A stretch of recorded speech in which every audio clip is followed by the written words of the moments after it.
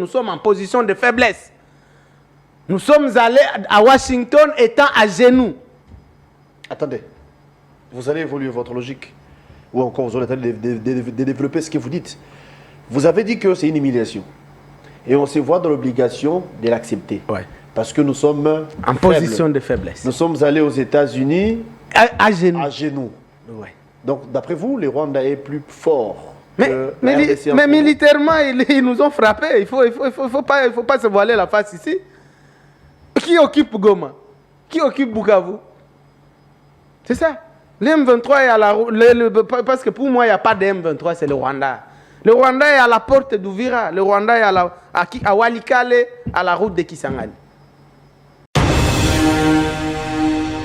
Un accord à Washington. Qui a écrit ça? Apparemment, c'est Washington lui-même. Mais lorsque vous lisez ces trucs, vous avez l'impression que c'est Kagame qui l'a écrit. Comment ça? En fait, ce qui s'est passé à Washington, comme à Doha, c'est une humiliation. Il n'y a pas d'autre mot pour le dire. C'est une humiliation contre nous, le peuple congolais. Vous en êtes sûr?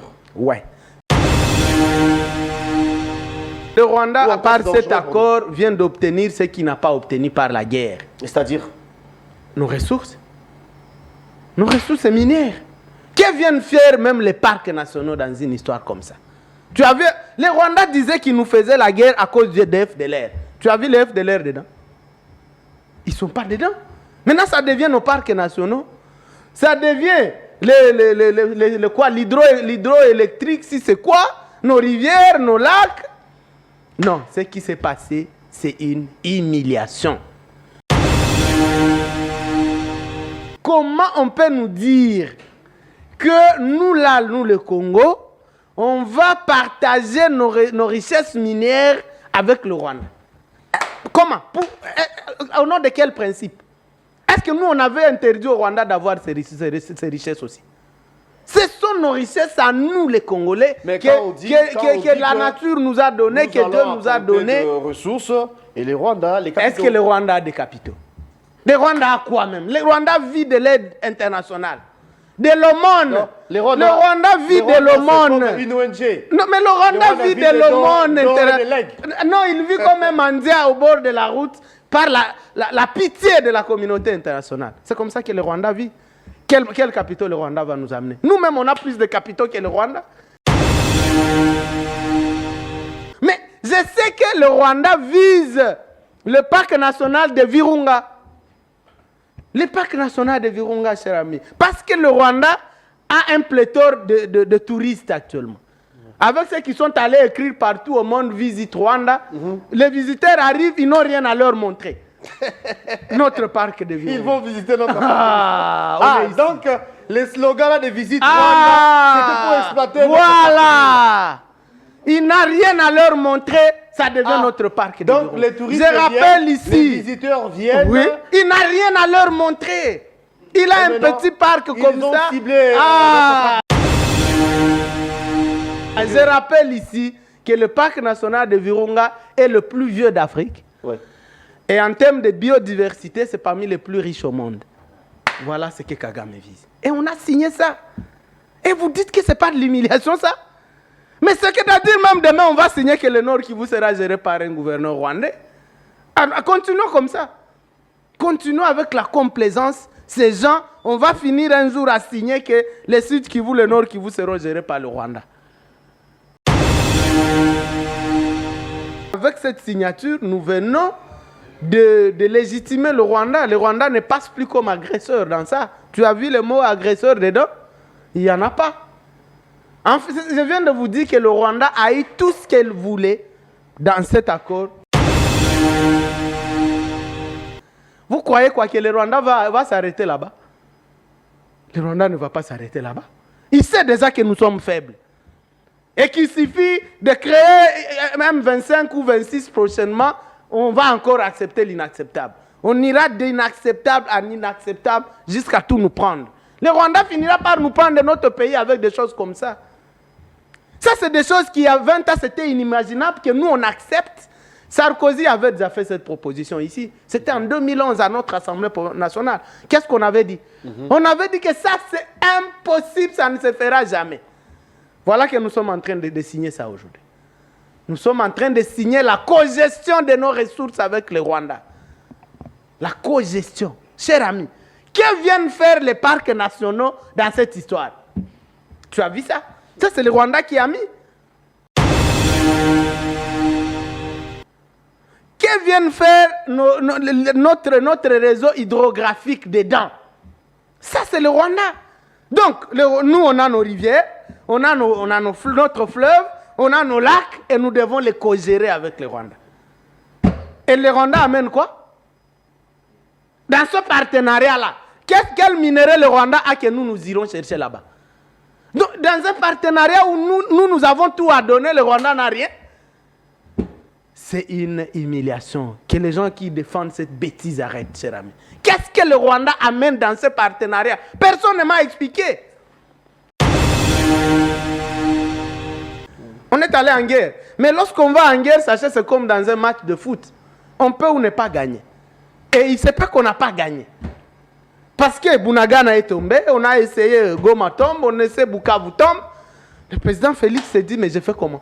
Si on continue comme ça, en tout cas, on est en train d'aller à la perte totale. C'est voilà comme ça qu'il accepte l'inacceptable dans cette négociation. Parce que je vous dis que nous sommes à genoux, acceptons ça d'abord. Signons ça, tout ce qu'ils vont demander, parce que nous sommes en position de faiblesse.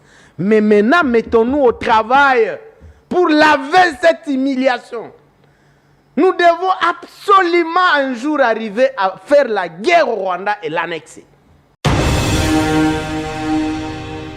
Nous sommes un peuple, M. Guélor, qui n'accepte jamais de mourir pour défendre sa terre. C'est ça, nous les Congolais, ça c'est nous tous. Nous n'acceptons jamais de mourir pour défendre notre terre. Alors qu'une terre, on la défend avec du sang. C'est comme ça que ça a toujours été partout au monde. Une terre, et puis une terre riche comme la nôtre, on la défend avec le sang. Les Congolais n'acceptent pas de verser son sang pour des choses comme ça du pays.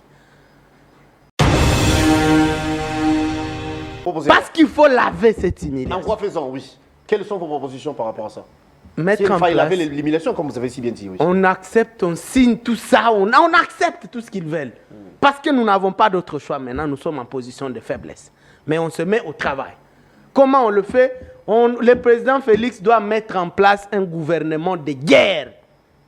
Et non plus un gouvernement de partage de gâteaux des politiciens comme je suis en train d'entendre les histoires de Eberande.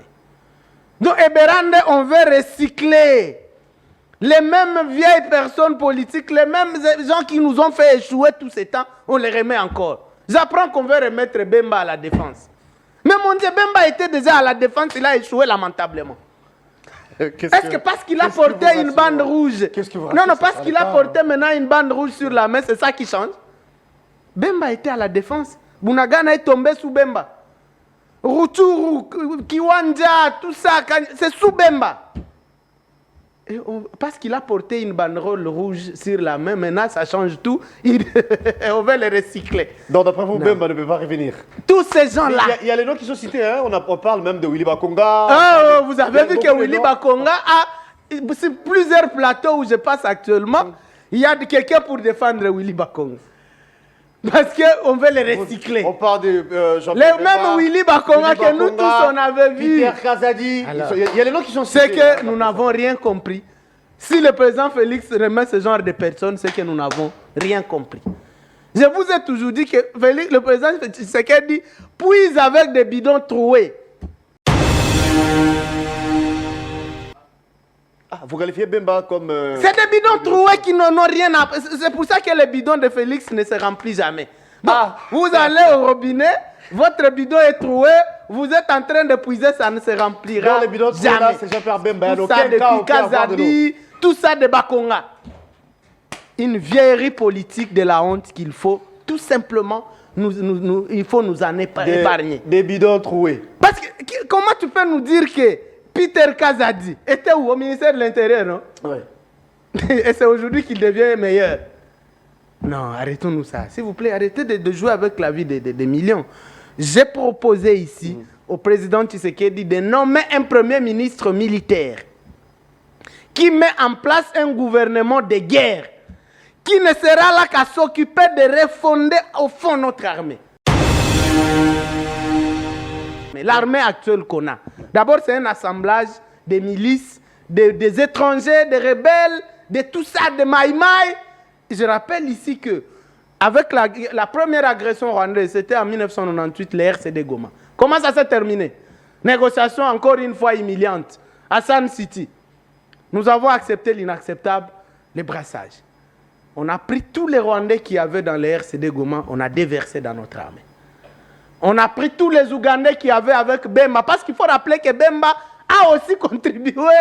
Tous les Ougandais qui avaient dans son MLC, on a déversé dans notre armée. Bemba qu'il faut qualifier d'un bidon troué ici. Voilà. Bidon troué politique. Vous voyez? Et maintenant, on a pris tout ça, on a mis. Tous les maïmaï, tous ces criminels, bandits partout, chacun a dit je suis colonel, on a mis dans l'armée. C'est ça les FARDC aujourd'hui.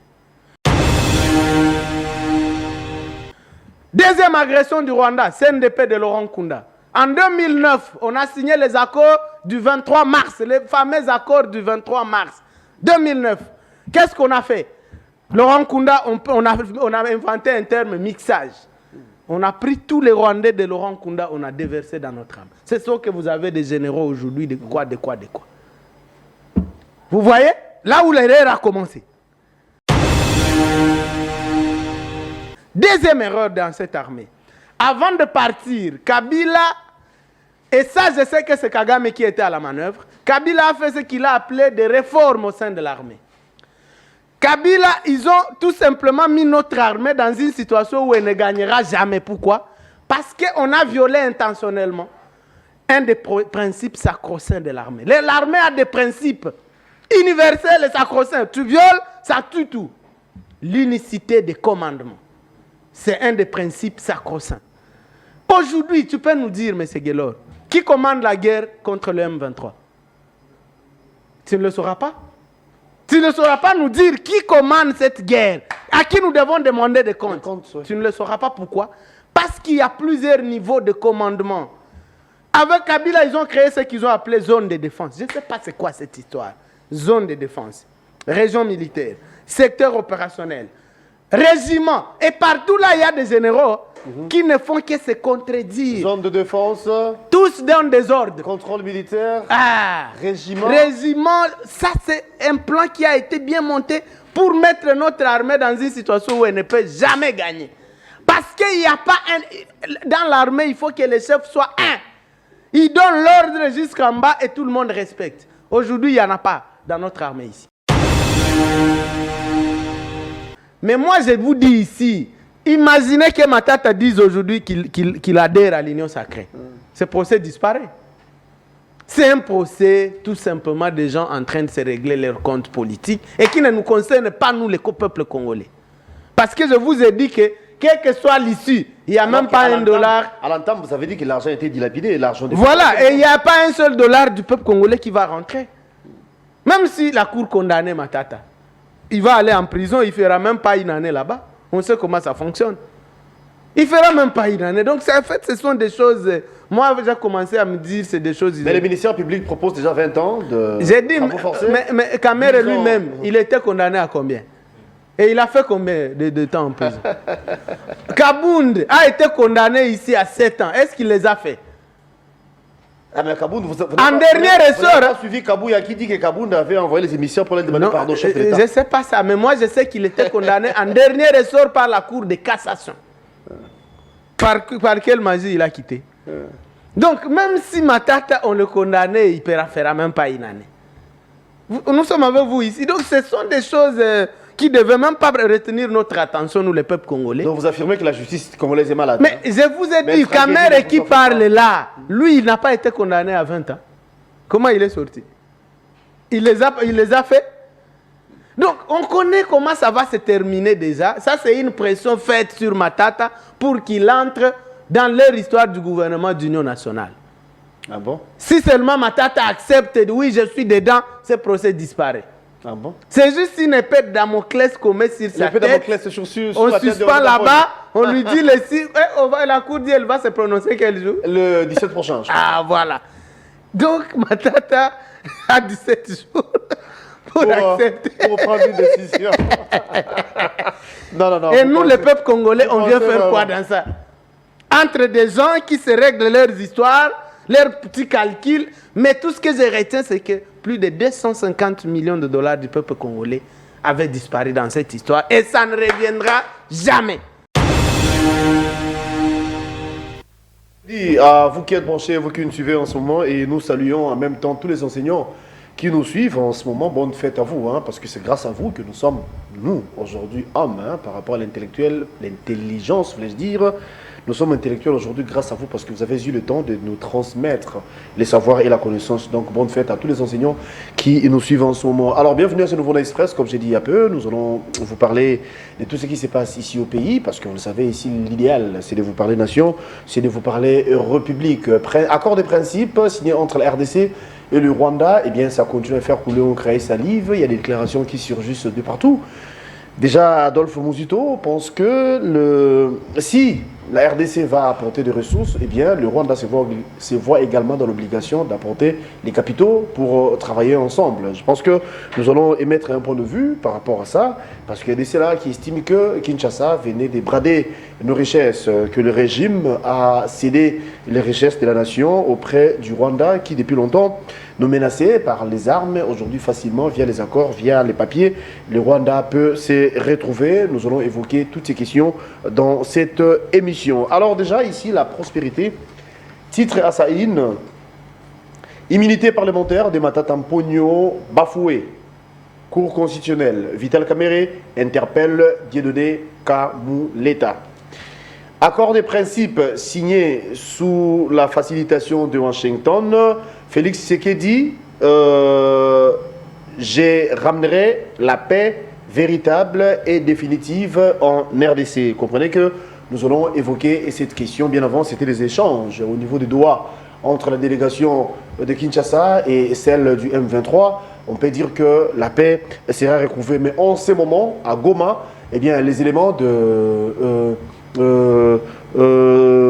SADC, voilà, s'y retire déjà, n'est-ce pas, s'y retire et les M23 vont contrôler la ville jusqu'ici de Goma et comment ça va se passer alors qu'il y a des tractations, il y a des négociations pour que la paix soit retrouvée. Est-ce que nos FARDC seront là-bas pour contrôler la zone? Mais jusque-là, les éléments de SADC, comme j'ai dit il y a peu, s'y retirent, mais du moins c'est les M23 qui contrôlent la zone ou encore la ville de Goma.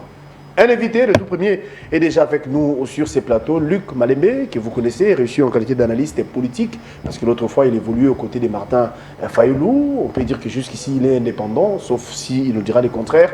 Mais du moins, c'est lui le tout premier invité et nous attendons l'arrivée de Serge Malien, qui va se joindre à nous tantôt. Il est également politique et ensemble, nous allons vous éclairer par rapport aux questions évoquées. Il y a une question également qui taraude l'esprit des Congolais en ce moment et celle de savoir, est-ce que il faudrait attendre encore le gouvernement de l'Union nationale au regard de ce qui se passe, des négociations entre Kinshasa et Kigali, des négociations entre la délégation congolaise et celle du M23. Est-ce qu'on va avoir, ou encore le gouvernement de l'Union nationale va voir jour?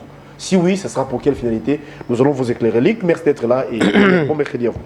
Merci beaucoup. Bonjour, M. Guélor, et bonjour à tous ceux qui nous suivent. Avant qu'on aborde les sujets, parce que vous savez, moi je suis de Bounia en Ituri. Donnez-moi quelques minutes pour revenir sur la situation là-bas. Comme vous avez peut-être appris, il y a eu des morts encore hier en territoire de Djougou. Une attaque attribuée à la milice de Codeco. On parle de plus de 26 civils tués. Vraiment. En secteur de Banyali-Kilo. Mais la question ici, c'est de savoir que fait l'armée ougandaise à Djougou. J'ai alerté, j'ai parlé, on ne veut pas écouter. L'armée ougandaise arrive à Djougou, elle prétend venir combattre la milice Codeco.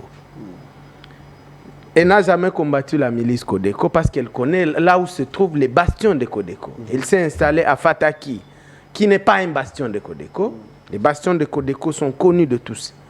Et l'armée ougandaise n'a jamais attaqué ou inquiété en quoi que ce soit cette armée ougandaise. Et curieusement, on se réveille un matin, on voit une photo où le chef de l'armée ougandaise, le fils de Museveni, oui, a accueilli une délégation prétendument de Codeco à Kampala et ils sont en négociation. Vous imaginez? l'Ouganda qui prétend être venu combattre Codeco se retrouve en train de négocier notamment avec Codeco à Kampala. Quelqu'un peut nous expliquer ça?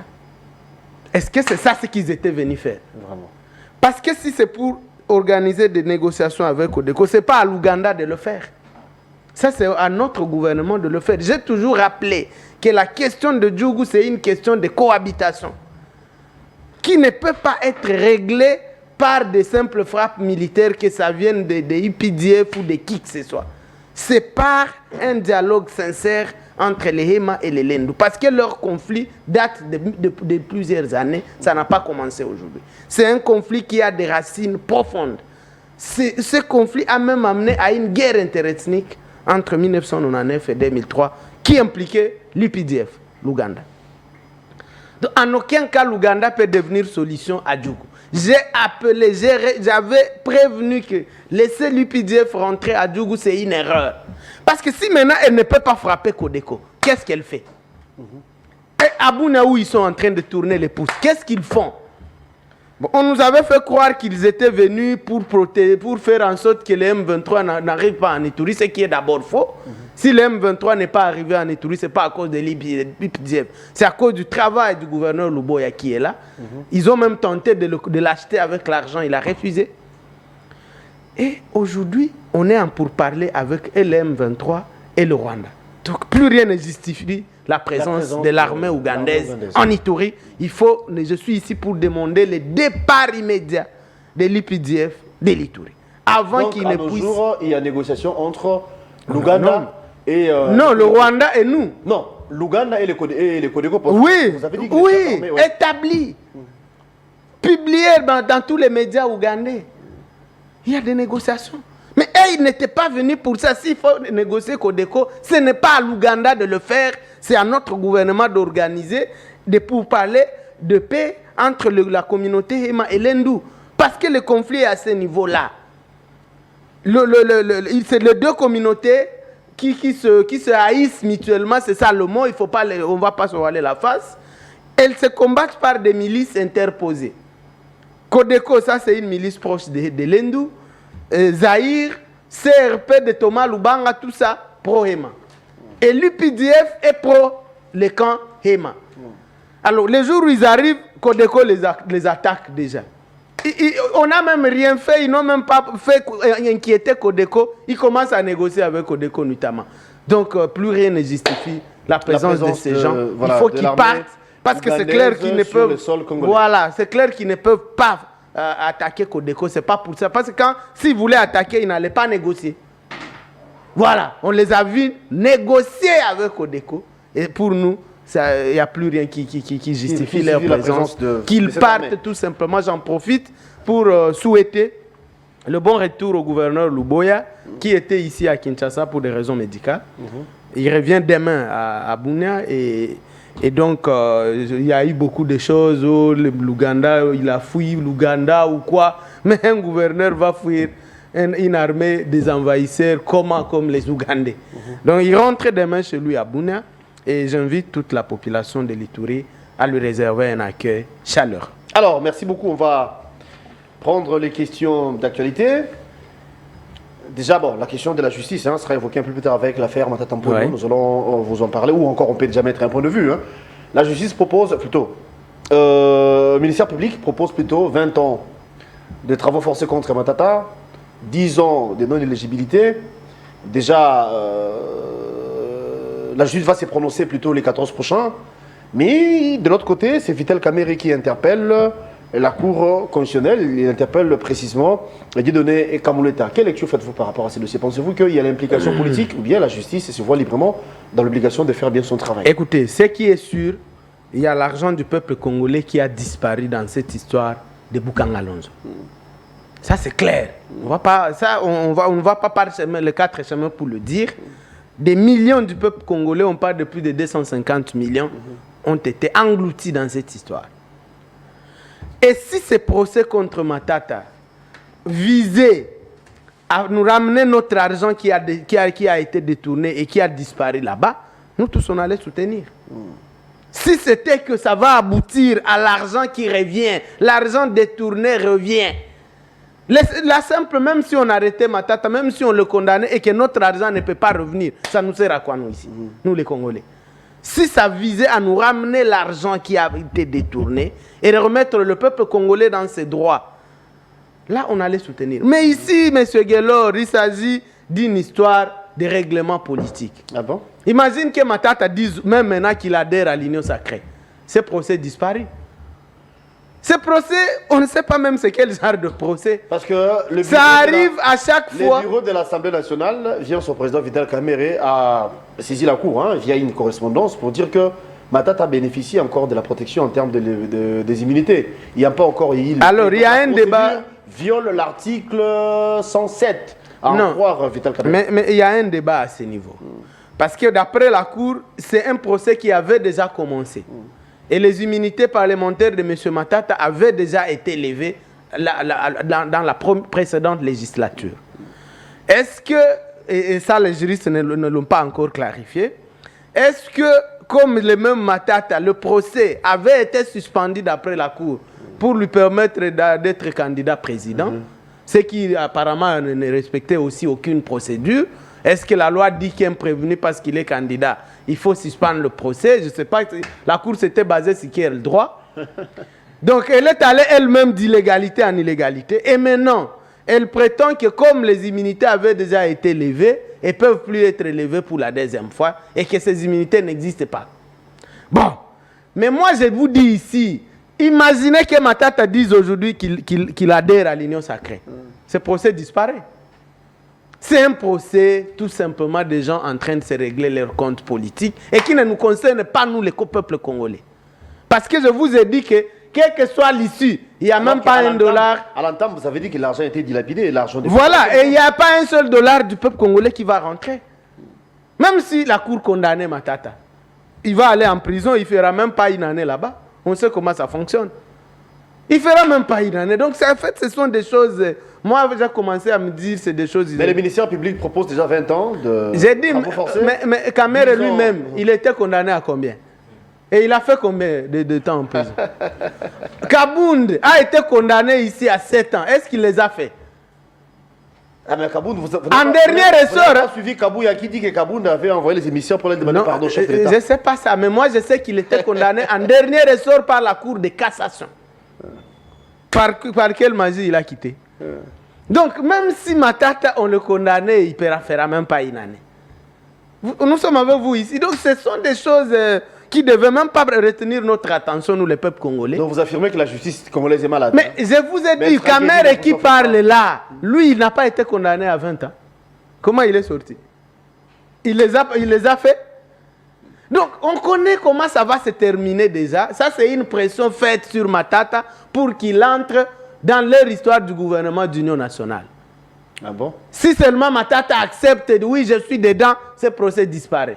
Ah bon? C'est juste une épée de Damoclès qu'on met sur sa tête. On suspend là-bas, on lui dit la Cour dit elle va se prononcer quel jour? Le 17 prochain. Ah, voilà. Donc, Matata a 17 jours. Pour prendre une décision. non. Et nous, le peuple congolais, on vient faire quoi dans ça?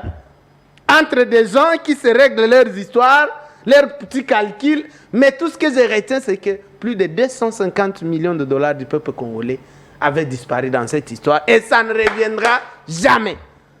Jamais, c'est parti dans l'eau. Alors, on va... Qui est le perdant? Qui est le perdant? C'est pas Matata, c'est nous les Congolais. Oui.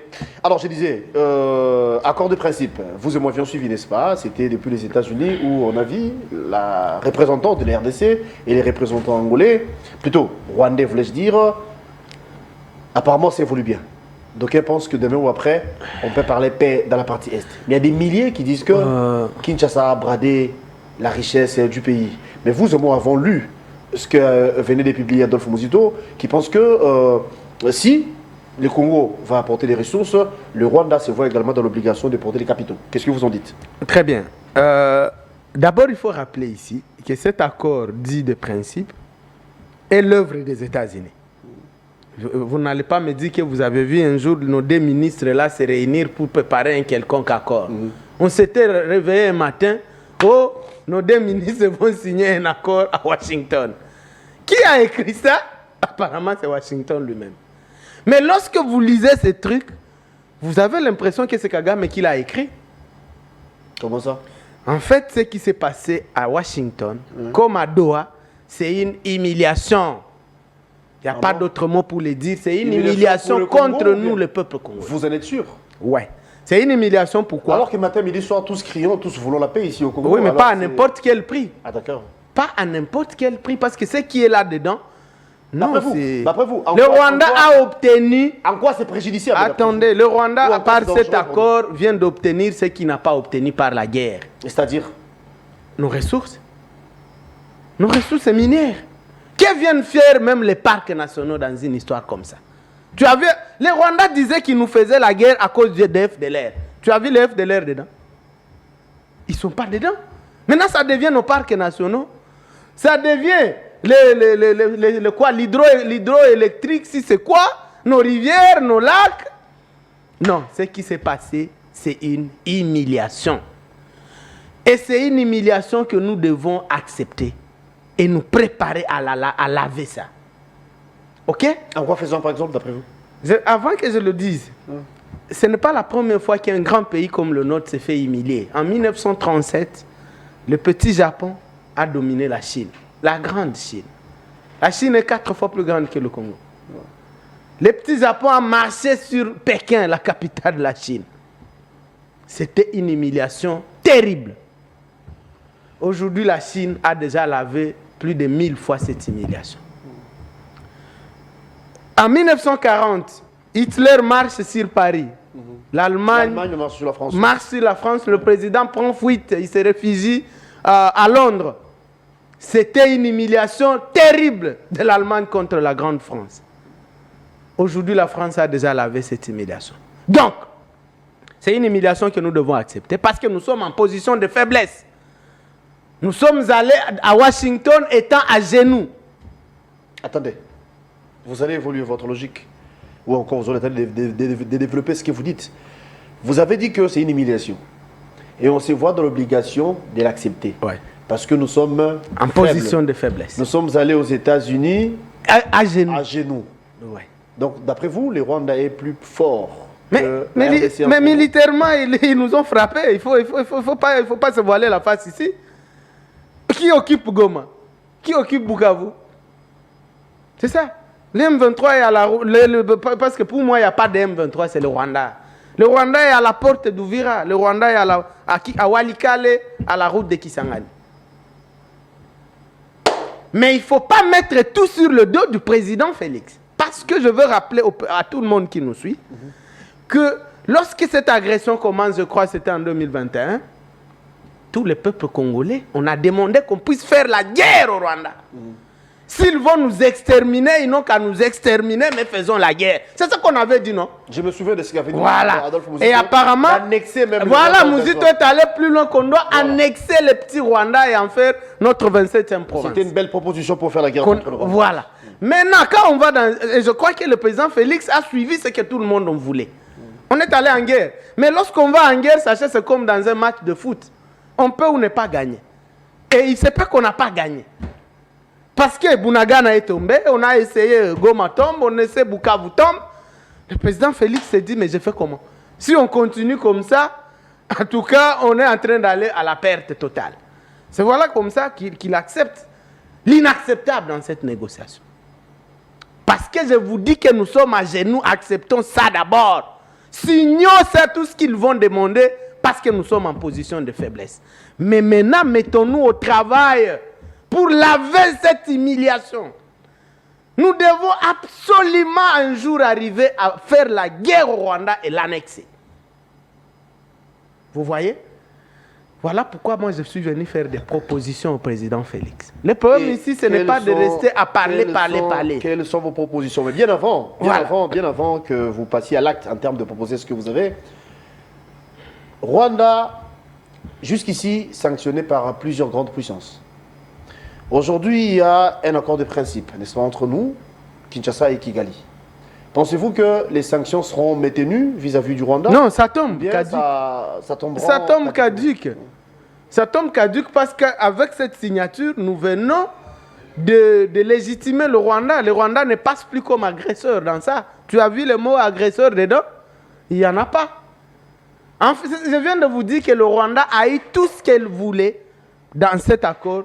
Si c'est le cas, comme vous le dites, pensez-vous que nous étions piégés? Ou Non. bien simplement parce que Nous sommes en position de faiblesse. Nous n'avons pas d'autre choix que de signer cette histoire de l'humiliation. Je suis sûr que même le président Félix sait bien que c'est une humiliation. Je l'ai entendu hier en train de défendre ça, mais il sait que c'est une humiliation totale et que nous devons laver. Si pas avec Tshisekedi, ça sera avec quelqu'un d'autre.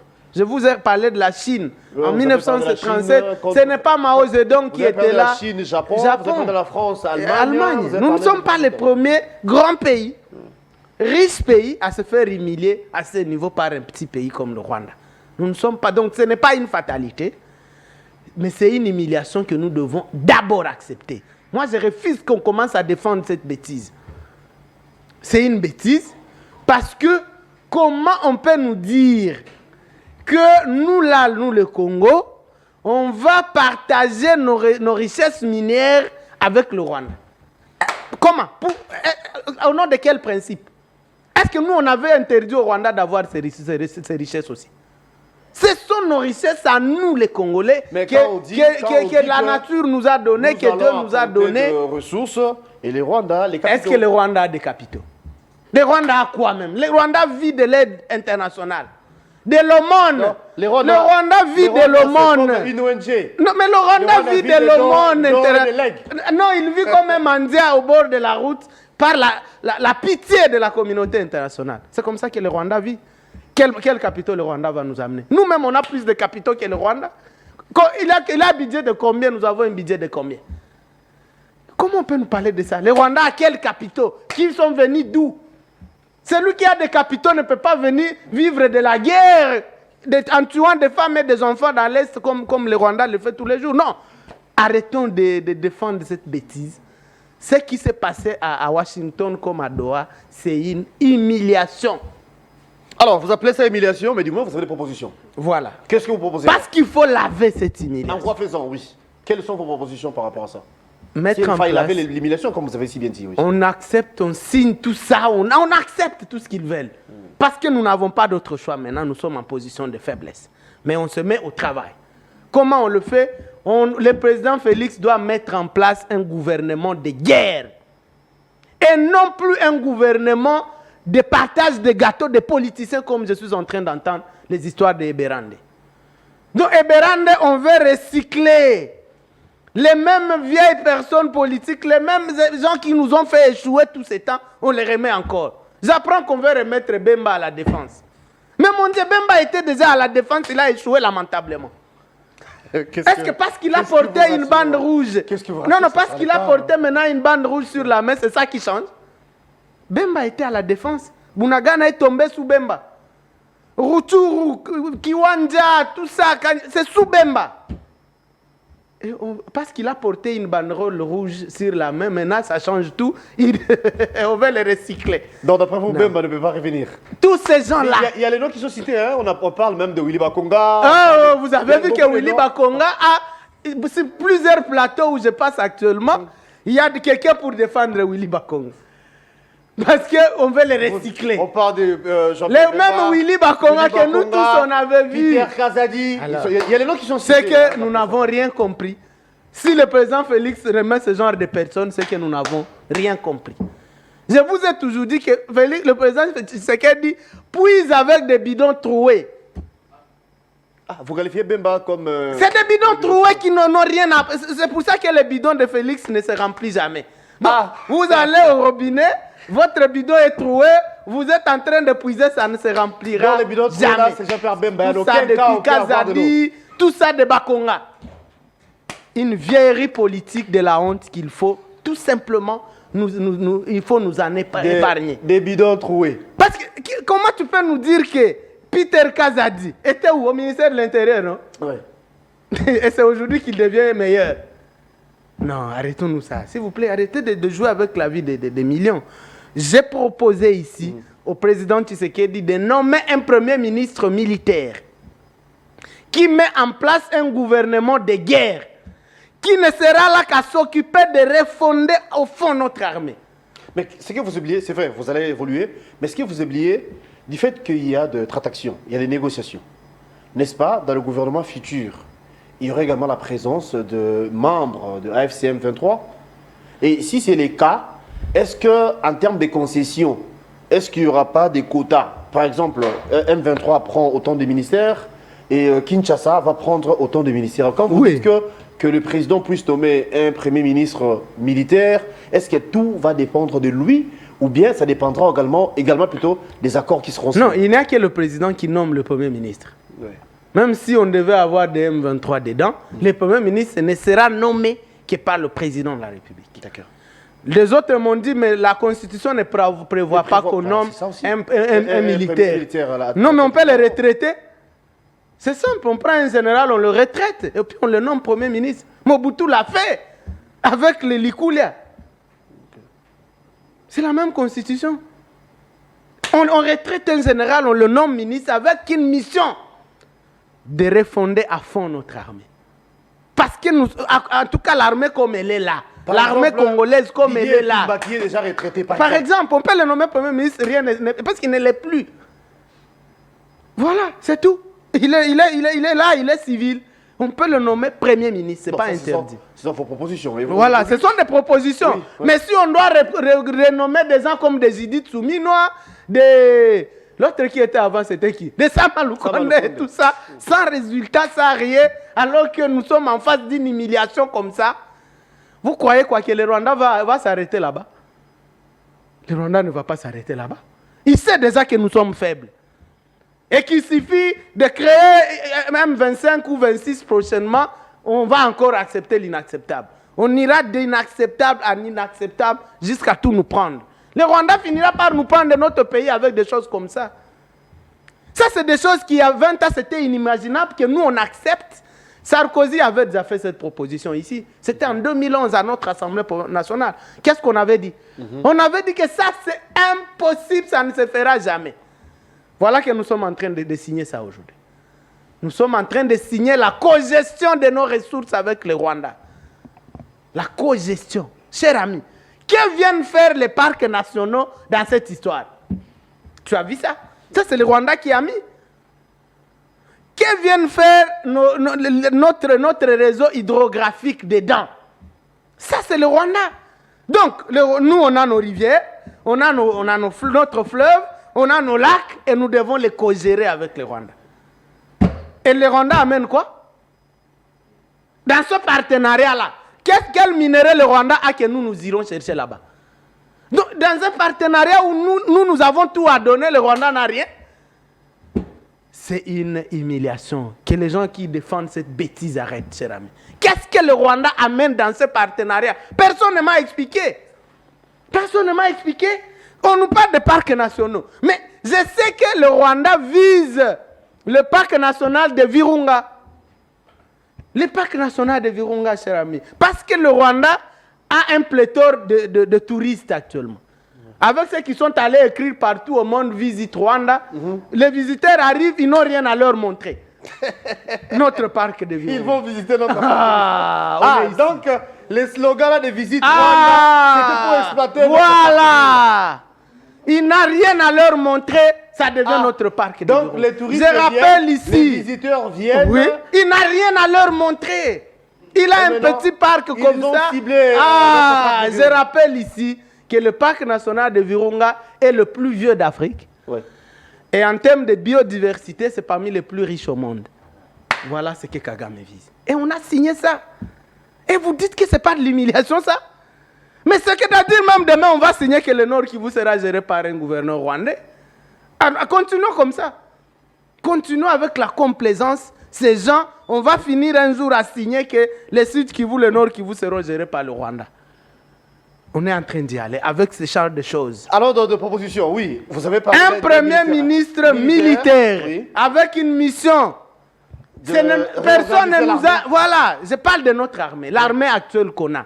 D'abord, c'est un assemblage des milices, des étrangers, des rebelles, de tout ça, de maïmaï. Je rappelle ici que avec la première agression rwandaise, c'était en 1998, les RCD Goma. Comment ça s'est terminé? Négociation encore une fois humiliante. À San City, nous avons accepté l'inacceptable, les brassages.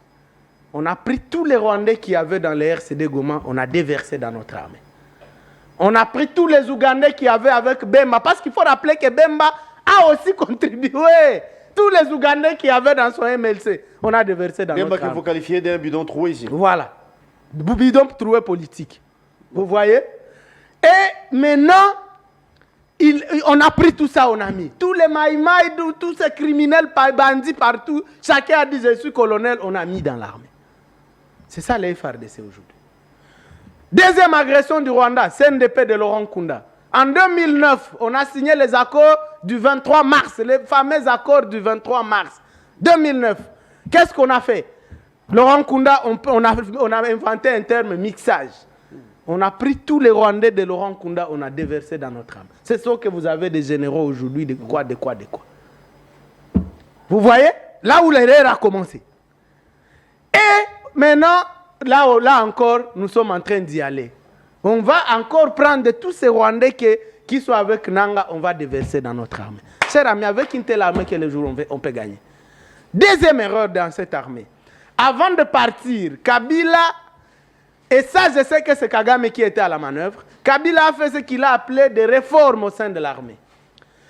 Kabila, ils ont tout simplement mis notre armée dans une situation où elle ne gagnera jamais. Pourquoi?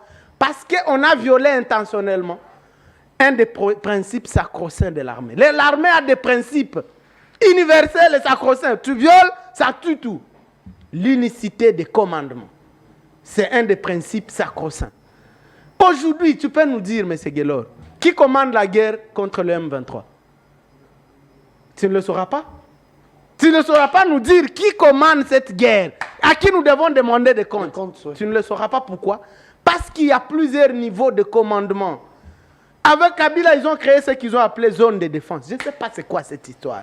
Zone de défense, région militaire, secteur opérationnel, régiment. Et partout là, il y a des généraux qui ne font que se contredire. Zone de défense. Tous dans le désordre. Contrôle militaire. Régiment. Régiment, ça c'est un plan qui a été bien monté pour mettre notre armée dans une situation où elle ne peut jamais gagner. Parce qu'il n'y a pas un... Dans l'armée, il faut que les chefs soient un. Ils donnent l'ordre jusqu'en bas et tout le monde respecte. Aujourd'hui, il n'y en a pas dans notre armée ici. Alors, sous Mobutu, on n'avait pas ça. Sous Mobutu, il y avait l'état-major général. Et dans les provinces, il y avait des régions militaires. Et chaque région militaire avait ses bataillons et ses brigades. Et au niveau central, il y avait des divisions. Chaque général avait une division qu'il commandait. Aujourd'hui, nous avons plus de 200 généraux qui n'ont pas de troupes, on ne sait pas ils commandent quoi. On n'a plus de divisions, on n'a plus de brigades, on n'a plus de bataillons, on n'a rien. Comment on va gagner, cher ami? Donc, il faut nommer un premier ministre militaire qui va refonder. On doit reprendre à zéro, cher ami. Oui, l'idée... On doit reprendre à zéro. L'idée semble être bien. Voilà, on accepte que le Rwanda prenne ce qu'il prend d'abord. On accepte l'humiliation. On se met au travail. Au bout de... Parce qu'il ne faut pas réduire l'État à des individus. Félix va passer, ça, ce n'est pas un problème. Mais mettons notre pays dans une vision de s'en tirer de cette histoire. Parce que vous avez des fois réformer l'armée, ça c'est l'idéal. Vous avez complètement raison. Mais vous oubliez que 2028, c'est une année électorale. Ouais. Alors, en termes de moyens, est-ce qu'on sera en mesure de faire le tout au même moment? C'est qui dit organiser les élections en 2028, parce que réformer l'armée, ça nécessite aussi les moyens. Hein. Mais même en termes de temps. On a déjà... Même en termes de temps, voilà. Est-ce que ce sera... Non, moi je n'ai pas dit en termes de temps. J'ai dit, quel que soit le temps que ça va prendre, nous devons savoir ce que nous cherchons. Les élections, oui, je suis d'accord. Mais l'argent pour organiser les élections est différent. L'État est structuré. Il y a un budget qu'on met à chaque activité, à chaque secteur. On a l'argent pour les élections, on a l'argent pour la réforme de l'armée. Parce que le gouvernement, je crois, de Sam avait voté la loi militaire de programmation. Oui. Alors qu'est-ce qu'on en fait? Qui met ça en œuvre? Judith en a déjà parlé. Madame Soumine, on n'en a jamais parlé, vous n'entendrez pas parce que ça n'occupe pas. Alors, il faut un gouvernement qui est orienté vers la guerre. Et non un gouvernement de partage de gâteaux entre politiciens. Les mêmes politiciens qu'on connaît déjà qui ne peuvent rien faire, on connaît leur méthode, tout a échoué. Comment on peut ramener les mêmes personnes qui ont échoué tous les jours, cher ami? On utilise les mêmes méthodes et on attend les résultats contraires. Non, les mêmes effets, les mêmes causes produiront les mêmes effets. On ne peut pas nommer Bemba qui a déjà échoué lamentablement et attendre des résultats contraires à part l'échec. Tu as parlé de Kazadi, tu as parlé de Bakonga. Bakonga, nous tous, on a vu Bakonga avec des photos de valises d'argent, de notre argent, de 2 millions, je sais combien, à Brazzaville en train de fuir avec. Aujourd'hui, on nous dit qu'il n'a jamais volé. On veut les recycler. On veut les blanchir, les recycler et ramener. Oh, il a fait gratuité de l'enseignement. Je rappelle ici que gratuité de l'enseignement, c'est déjà mort. Les parents commencent à payer tout. Il n'y a rien plus de gratuité dans nos écoles. Alors, qu'est-ce qui justifie son arrivée? Non, les présidents.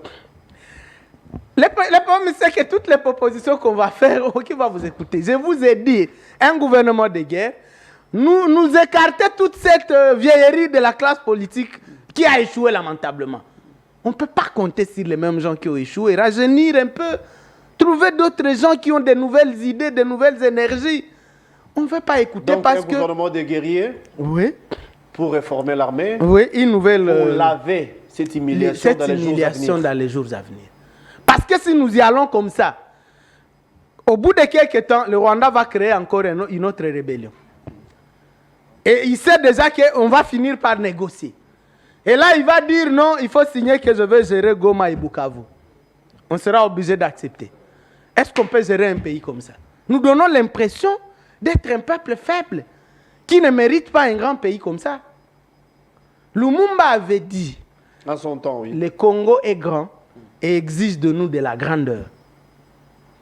Nous ne sommes pas en train de nous montrer un peuple qui a de la grandeur. Et donc, nous ne nous montrons pas un peuple qui mérite un grand pays comme ça. Quand on a un grand pays riche comme ça, il faut avoir les moyens et la capacité de le maintenir. Le peuple congolais est aujourd'hui comme un homme qui n'a pas d'argent, mais qui épouse une femme très jolie. Comment tu vas l'entretenir? Pas facile à l'entretenir. Et les riches du quartier, qu'est-ce qu'ils feront? Quand tu ne seras pas capable de l'entretenir, les hommes riches des voisins là du quartier, qu'est-ce qu'ils feront? C'est ce que le Rwanda est en train de nous faire maintenant.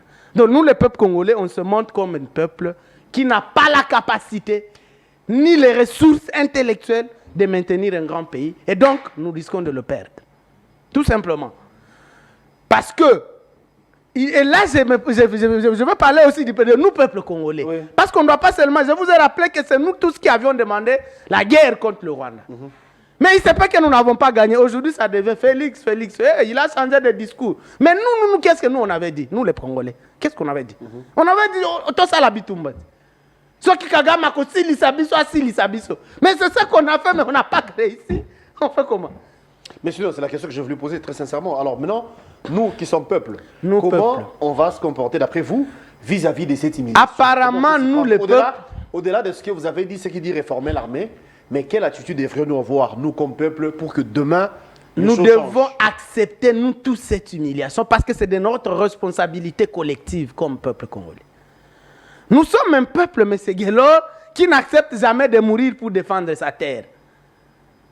C'est ça, nous les Congolais, ça c'est nous tous. Nous n'acceptons jamais de mourir pour défendre notre terre. Alors qu'une terre, on la défend avec du sang. C'est comme ça que ça a toujours été partout au monde. Une terre, et puis une terre riche comme la nôtre, on la défend avec le sang. Les Congolais n'acceptent pas de verser son sang pour des choses comme ça du pays. Voilà là où commence le problème. Mais c'est sur base de quoi que vous... Ce sont des Congolais comme toi et moi qui sont dans l'armée et qui fouillent.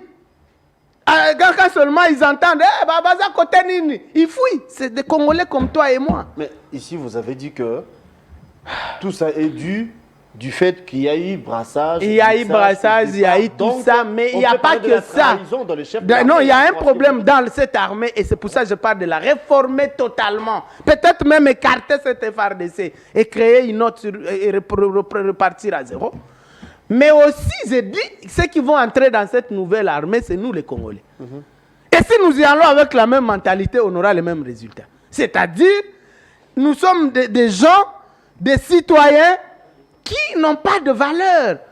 Nous ne savons pas qu'une terre, ça se défend avec le sang. Les autres peuples acceptent de mourir pour défendre un pays désert, où il n'y a même rien. Mais nous, on a un pays comme ça, et on ne peut pas mourir pour le défendre. Donc le problème est à ce niveau aussi. À un moment, nous, les peuples congolais, en tout cas, on se montre indignes d'être propriétaires d'une terre aussi riche et grande comme celle-ci, le Congo. Donc le problème est à tous ces niveaux.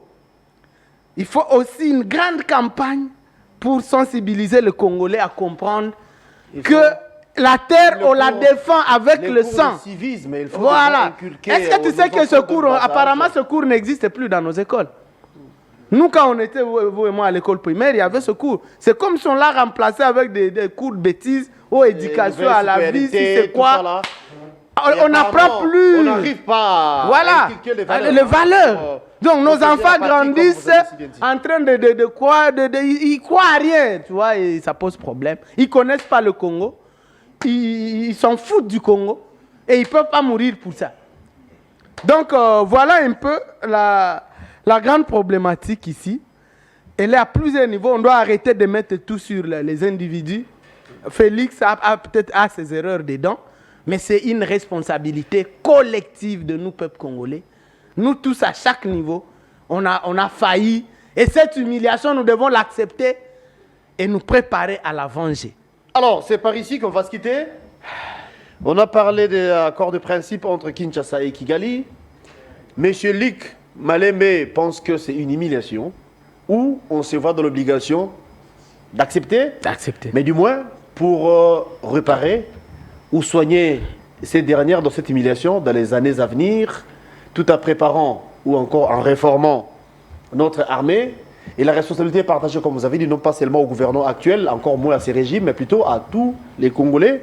D'où il faut tirer une leçon. Il faut comprendre certaines choses pour changer également des choses, parce que voilà. C'est tautologie. Voilà. On va se quitter, votre mot de la fin, mais on va rappeler qu'on devrait également recevoir notre cher Serge Magna, qui malheureusement n'a pas répondu présent à l'émission. Il nous avait dit qu'il était coincé des embouteillages, mais hélas, l'émission touche à sa fin.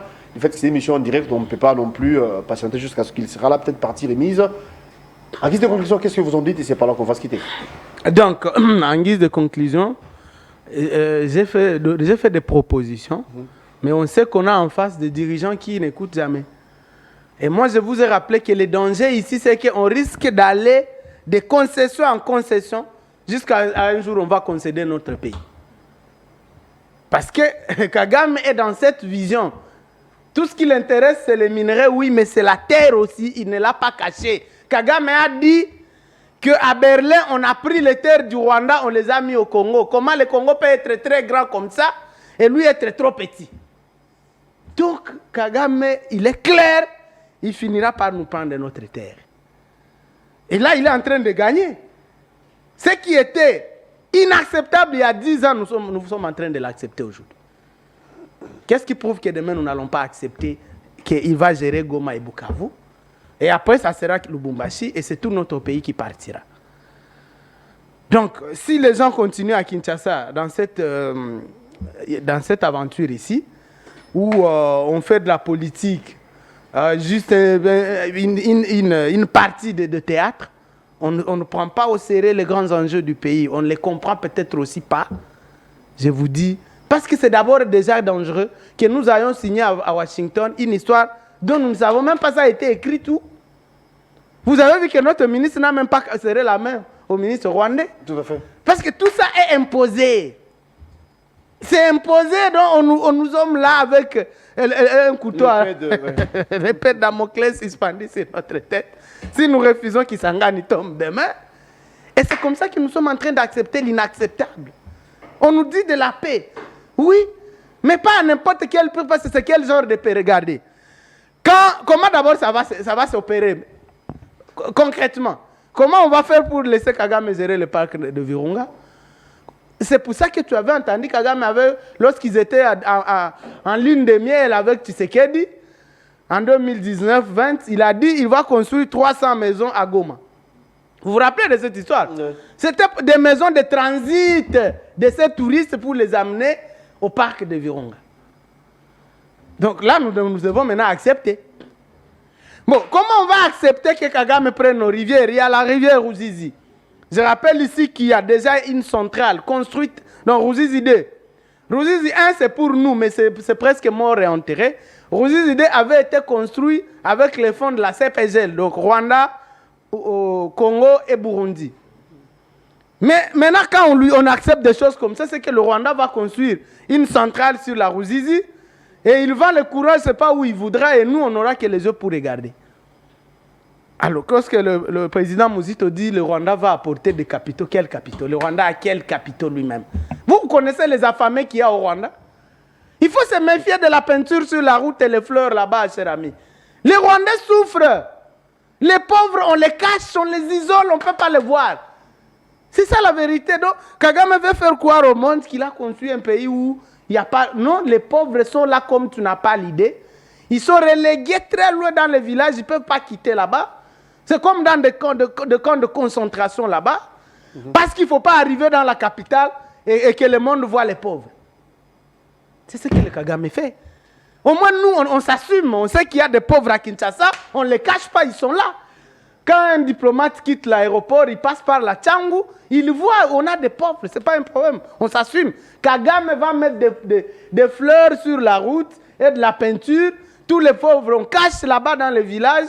Et tout le monde, quand tu arrives, tu es visiteur, tu dis, mais ça, c'est un pays paradis. Alors que plus de 60% de la population est pauvre là-bas. En dessous de la pauvreté, de ce qu'on peut imaginer de la pauvreté. Et tu es pauvre, relégué, caché. Tu n'as pas droit de te faire voir. Il faut mourir là-bas dans ta pauvreté. Voilà les choses que Kagame fait. Et nous, on va accepter des choses comme ça chez nous. Donc, voilà. Merci d'être venu, cher Lick. Partie remise, on peut vous Partie remise, oui, à tout moment. Beaucoup. Ça a toujours été un plaisir. Le plaisir est partagé en tout cas. La télé, c'est le temps, donc on sera dans l'obligation de se quitter. Merci à la réalisation de Panfil. Merci à Humbel, merci Brandon, merci à Jires, merci également à Alain Trésor-Guidinda. Je vous rappelle qu'on devrait également recevoir Serge Magna, qui malheureusement n'a pas répondu. Bon, partie remise, comme on a dit, peut-être prochainement, il va se joindre à nous, mais sinon c'est la fin. Lick, merci encore une fois de plus. Merci d'être là. Merci beaucoup. Merci de la disponibilité. Alors c'est la fin. On vous retrouve demain à la même heure avec le même plaisir pour un nouveau numéro. La rediffusion de ce même numéro, c'est à 18h. Les internautes, abonnez-vous à Express Télévision, abonnez-vous à la RTVS1. Merci et à la prochaine. Au revoir.